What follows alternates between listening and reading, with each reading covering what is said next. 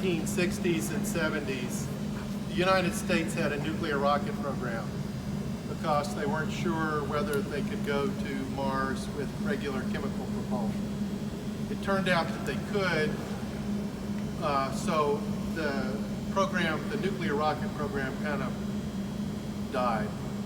But they did some really good work back then.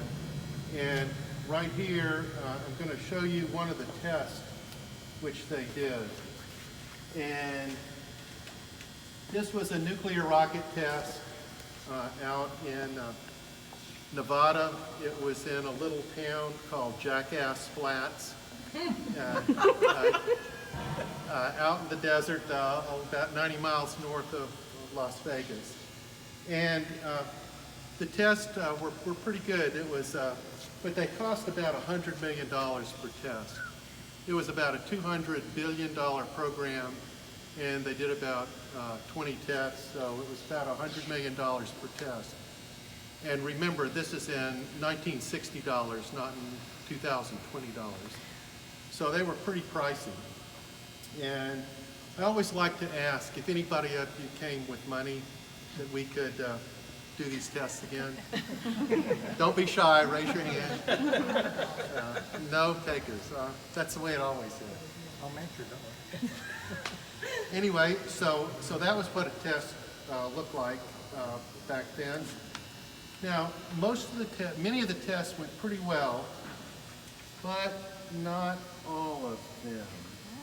So here's a test. Looks like it's going pretty well, but you notice right now something unusual is happening here. Basically, this nuclear reactor is spilling its guts onto the desert there. And you can see it raining nuclear fuel there. And so that happens sometimes. And you can see it doesn't really look that great inside there. So that was a $100 million oops, yes. All because the gas gauge was not reading properly. So due to about a $50 part, the whole thing. So that was really not too cool back then.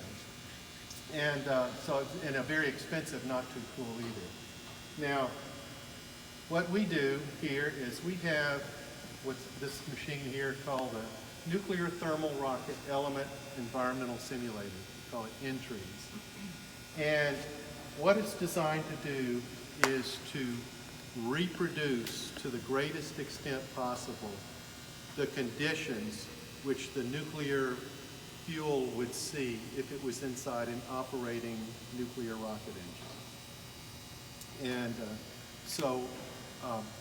if you remember from the previous, you saw a bunch of fuel pieces, those little hexagonal pieces with the holes in it. In order to make a reactor operate, you need hundreds to maybe even 1,000 of those. And that's one of the reasons why the tests are so expensive. You need quite a bit of fuel to make the reactor go into a critical, that is an operational